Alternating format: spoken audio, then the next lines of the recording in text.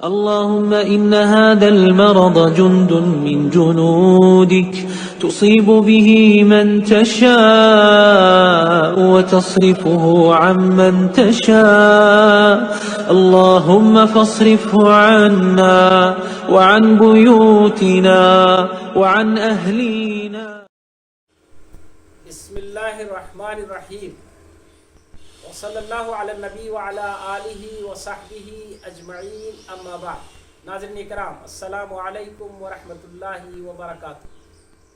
دھیرے دھیرے ہم رمضان کے آخری عشرے تک پہنچ گئے ہیں. الحمدللہ، اللہ کرے آپ سب کے روزے مکمل ہوں اور ہم میں جو لوگ بیمار ہوں اللہ تعالیٰ انہیں شفایابی نصیب فرمائے. آخری عشرے کے پہنچتے پہنچتے شاید ابھی بھی ہم لاک ڈاؤن کے زمانے میں رہیں اور ہم اپنے گھروں پر رہیں. رسول اللہ صلی اللہ علیہ وسلم نے دو ایسے عمل جو رمضان کے آخری عشرے سے متعلق بتلائے ہیں، ان دونوں عمل کی تیاری ہمیں ابھی سے کرنی. پہلا عمل شب قدر کو تلاش کرنے کا عمل ہے. رسول اللہ صلی اللہ علیہ وسلم نے ہمیں بشارت دی ہے. قرآن میں براہ راست اللہ سبحانہ وتعالیٰ نے لیلۃ القدر کا ذکر فرمایا ہے.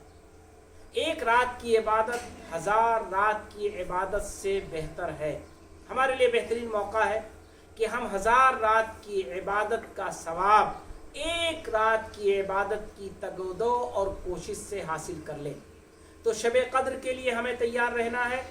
آخری عشرے کی تاک 5 راتیں 21، 23، 25، 27 اور 29، یہ جو تاک راتیں ہیں پانچوں، ان کو ہم عبادت میں گزاریں. جگیں، عبادت کریں، ذکر و اذکار کریں، نوافل پڑھیں، تلاوت قرآن پاک کریں، یا ہم قرآن مجید کو سمجھنے اور جاننے کی کوشش کریں. اس کے علاوہ ایک دوسرا عمل جو آخری عشرے کا ہے وہ ہے اعتکاف. اعتکاف جس کی بڑی اہمیت ہے. رسول اللہ صلی اللہ علیہ وسلم اعتکاف فرمایا کرتے تھے. صحابہ کرام کا معمول تھا اعتکاف کرنے کا. حتیٰ کہ رسول اللہ صلی اللہ علیہ وسلم کی ازواج مطہرات بھی اعتکاف کیا کرتی تھیں. اعتکاف کی بڑی اہمیت ہے.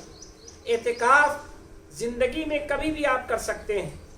عمومی طور پر اعتکاف کا معنی ہے اپنے آپ کو اللہ کے لیے یکسو کرنا. تمام اپنے مشاغل کو چھوڑ کر کے کسی جگہ یکسو ہو کر اللہ کو یاد کرنا، یہ اعتکاف ہونا ہے، معتکف ہونا ہے، اعتکاف کرنا. لیکن وہ خصوصی اعتکاف جس کی اہمیت اور فضیلت ہے اور جس کا ایک لمبا وقفہ ہے 10 دنوں کا. 19 کی شام سے آپ مسجد میں داخل ہوں گے اور چاند دیکھ کر، عید کا چاند دیکھ کر آپ نکلیں گے.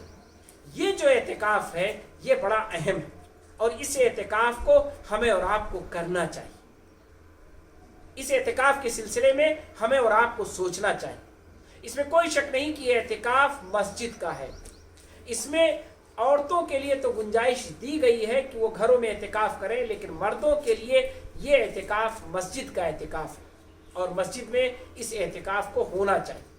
لیکن ہم اور آپ آج جن حالات سے گزر رہے ہیں، لاک ڈاؤن کا زمانہ ہے، مسجد میں 2-3 کے علاوہ بقیہ اعتکاف نہیں کر سکتے. ہمیں اس نظم و ضبط کی پابندی کرنی ہے.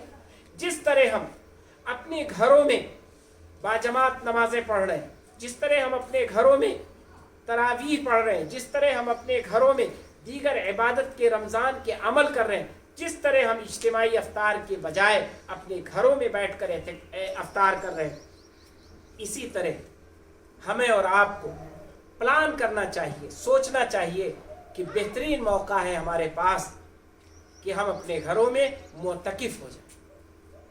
زندگی کی دوڑ بھاگ ہوا کرتی تھی، ہم سب مصروف رہتے تھے، ہر ایک کے بڑے ضروری کام ہوتے تھے. اس وجہ سے ہم اعتکاف سے بھی محروم رہتے تھے. بہت چند ایسے لوگ تھے الحمدللہ جنہیں اعتکاف کی توفیق مل جایا کرتی. یہ سال ہمارے اور آپ کے لیے بہترین موقع ہے. جیسے اللہ تعالیٰ نے ہم کو موقع دیا یکسوئی سے عبادات کا، روزوں کے رکھنے کا، رمضان کو گزارنے کا، بہت سارے وہ کام کرنے کا جو ہم نہیں کر پا رہے تھے، اسی طرح آج ہمارے پاس موقع ہے کہ ہم معتکف ہونے کا ارادہ کر لیں۔ شرعی طور پر چونکہ ہم مجبور ہیں، مسجدیں چند لوگوں کے لیے ہیں اور بقیہ لوگوں کے لیے بند ہیں۔ مسجدیں آباد کرنا یہ ہمارے بس کی بات نہیں ہے۔ کووڈ-19 یہ جو ایک وبا ہے، اس کی بنیاد پر ہم جس طرح اپنے دیگر کاموں کو گھروں پر کر رہے ہیں، مجھے امید ہے کہ اگر ہم وہ عبادت جو مسجد میں ہوا کرتی تھی اس عبادت کو اپنے گھروں میں کریں گے تو اللہ تبارک تعالیٰ انشاءاللہ عذر کی بنیاد پر اسے قبول فرمائے۔ اور ایک وجہ اور ہے کہ اس عبادت کی بنیاد کیا ہے؟ اس عبادت میں بنیادی طور پر اللہ کا ذکر، اللہ کو یاد کرنا، اللہ سبحانہ و تعالیٰ کے لیے یکسو ہونا، اپنے تمام مشاغل کو چھوڑ دینا، یہ دراصل اس عبادت کی جان ہے، اور یہ ہمیں اپنے گھروں میں رہ کر حاصل ہو سکتا ہے۔ ہم وہی ساری پابندیاں جو مسجد میں کرتے، وہی ساری پابندیاں اپنے گھر میں کریں۔ اپنے گھر کا ایک کمرہ خاص کر لیں، 10 دنوں کے لیے خاص کر لیں۔ ضرورت کے لیے جیسے مسجد سے نکلنا ہمارے لیے جائز تھا، گنجائش تھی، ویسے ہم اپنے کمرے سے نکلیں، لوگوں کے ساتھ بیٹھیں، کھانا کھائیں، اپنی ضروریات پوری کریں، اور اس کے بعد پھر ہم معتکف ہو جائیں۔ اس میں کوئی شک نہیں کہ بیشتر علماء کی رائے یہ ہے کہ آپ مسجدوں میں ہی اعتکاف کریں، آپ مسجد کی شرط کو پورا کریں۔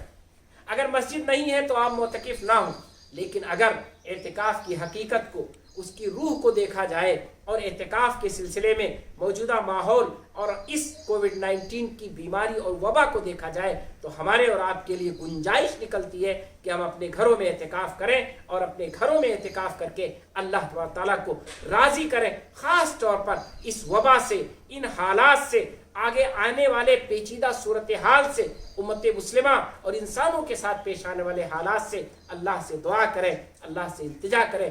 شاید بڑے پیمانے پر لوگ اعتکاف کریں، اللہ سے مانگیں، دعا مانگیں، اور اللہ تبارک تعالیٰ ان کی دعاؤں کو قبول کر لے۔ اللہ تبارک تعالیٰ ان کی دعاؤں کو قبول کرتے ہوئے ہمیں اور آپ کو ایک بڑی مصیبت سے نجات دے دے، انسانیت کو ایک بڑی وبا سے نجات دے دے، ہماری اور آپ کی اللہ تبارک تعالیٰ حفاظت کا سامان کر دے۔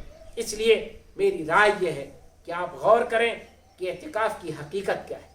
نبی کریم صلی اللہ علیہ وسلم کے بارے میں حضرت عائشہ رضی اللہ تعالیٰ عنہ فرماتی ہیں کہ رسول اللہ صلی اللہ علیہ وسلم جب معتکف ہو جاتے تھے مسجد میں تو آپ انسانی ضرورت کے لیے باہر نکلتے۔